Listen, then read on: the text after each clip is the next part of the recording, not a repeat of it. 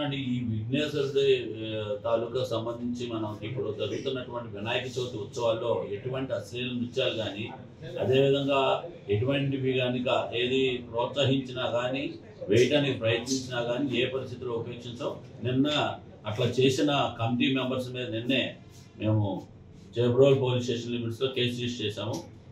అదేవిధంగా అందరికీ చెప్తున్నాం, కమిటీ మెంబర్స్ అందరికి కూడా వార్నింగ్ ఇస్తున్నాం. ఎట్టి పరిస్థితుల్లో కనుక మీరు మాకు తెలియకుండా ఏ విధమైనటువంటి పర్మిషన్ లేకుండా మీరు డీజే కనుక పెడితే ఊరుకోము. డీజేకి పర్మిషన్ లేదు లేదు లేదు.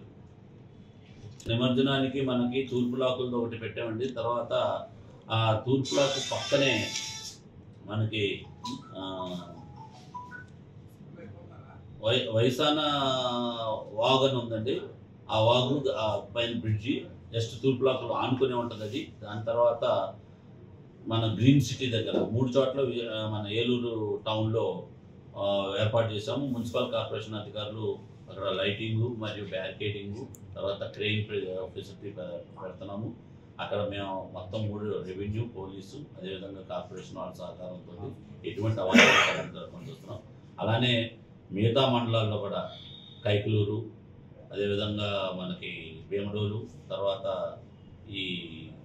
ఈ గణపవరం సర్కిల్ లిమిట్స్లో కూడా ఎట్టి పరిస్థితుల్లో కూడా ఎక్కడా కూడా మేము ఇది ఇచ్చినటువంటి వాటి దగ్గర సరైన బందోబస్తు చేసుకున్నాం. అందరిని విజ్ఞప్తి చేసేది ఏంటంటే చాలా వరదలు వర్షాలు ఉన్నాయి కాబట్టి ఎట్టి పరిస్థితుల్లోనూ పిల్లలు కానీ యువకులు కానీ ఎవరు కూడా ఈతకెళ్ళదు. నిమజ్జనం వరకు మాత్రం చేసుకొని వెళ్ళిపోవాల్సింది. అక్కడ ఎట్టి పరిస్థితుల్లో కూడా చిన్నదే కదా వాగని పొరపాటును కూడా చేయొద్దు. ఎట్టి పరిస్థితుల్లో కనుక అక్కడ కనుక ఇది చేస్తే కనుక ప్రమాదం కొంచెం ఉన్నాయి కాబట్టి వాగులు పొంది అందరిని కూడా విజ్ఞప్తి చేస్తున్నాం. ముఖ్యంగా కమిటీ వాళ్ళకి విజ్ఞప్తి చేసేది ఏంటంటే ఎట్టి పరిస్థితుల్లో చిన్నపిల్లలు, యువతలు ఎట్టి పరిస్థితుల్లో కూడా ఈతకి అక్కడ అలౌ చేయొద్దు. Thank you.